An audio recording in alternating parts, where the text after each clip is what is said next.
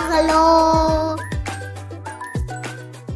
Papa, maman, est-ce que vous pouvez nous montrer, s'il vous plaît, le tableau de Saint-Georges et le dragon du peintre Raphaël? C'est bon? Tu as le tableau sous les yeux? Oui! C'est bien celui qui est au musée du Louvre, n'est-ce pas? Oui! Parfait! Alors prépare-toi. Nous t'emmenons dans ce merveilleux et mystérieux tableau. Tu es prêt? C'est parti!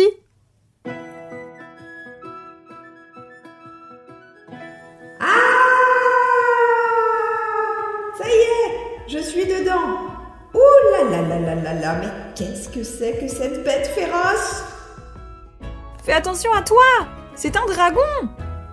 Mais que veut-il ce dragon? Attends, je vais me cacher derrière le cheval pendant que tu me racontes l'histoire. Eh bien, figure-toi que la légende raconte que ce dragon terrorise un village de Libye au IVe siècle après Jésus-Christ. Chaque jour, pour apaiser le dragon, les habitants du village lui donnent en offrande un agneau à manger. À court d'agneaux, et le dragon devenant de plus en plus féroce, les habitants du village donnent alors en offrande une personne tirée au sort.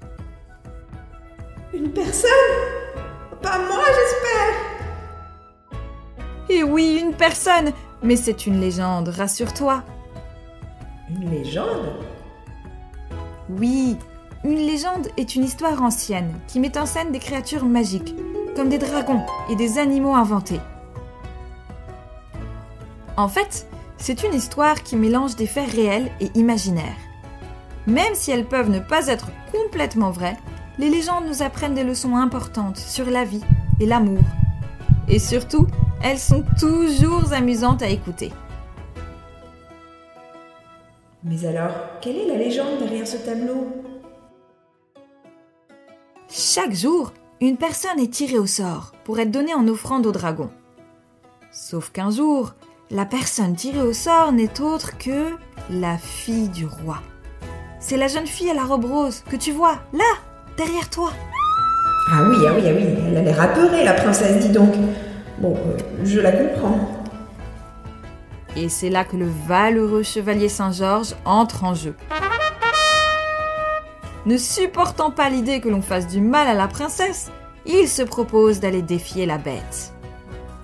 Est-ce que Saint-Georges va réussir à sauver la princesse? Que penses-tu? Eh bien oui, Saint-Georges réussit à effrayer le dragon suffisamment pour qu'il relâche la princesse.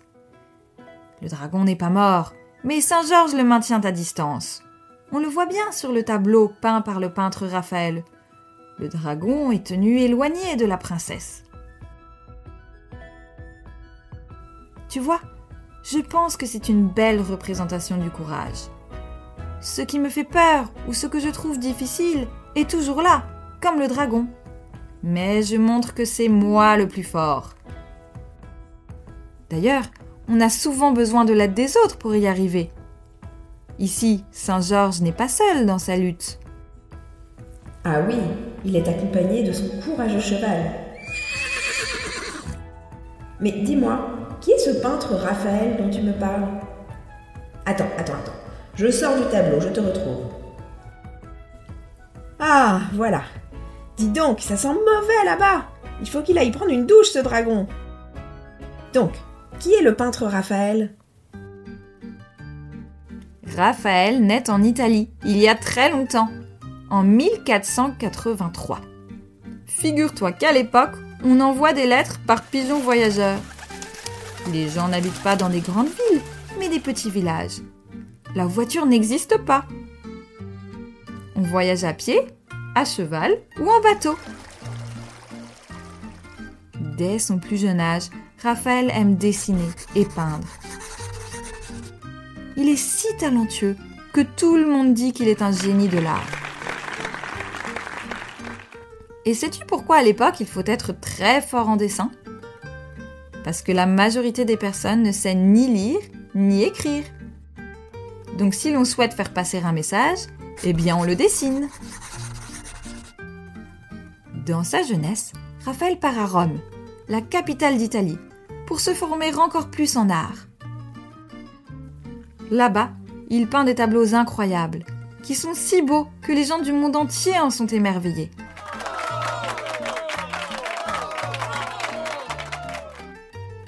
Il peint de nombreuses scènes de la Bible et des portraits de personnes importantes.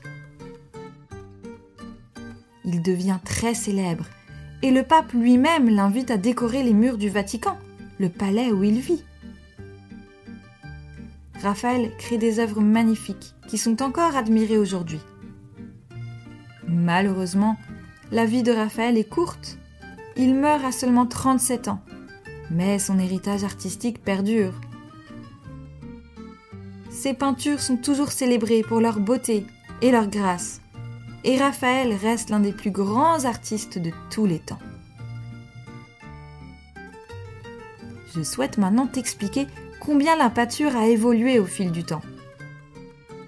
C'est Raphaël, avec d'autres contemporains, qui ont introduit la technique de perspective. Sais-tu ce que c'est la perspective ? Non. Qu'est-ce que c'est ? La perspective, c'est le fait de dessiner en plus petit ce qui est loin et en plus grand ce qui est proche. Comme cela, on a l'impression que l'on peut entrer dans les tableaux. Tu le vois avec Saint-Georges.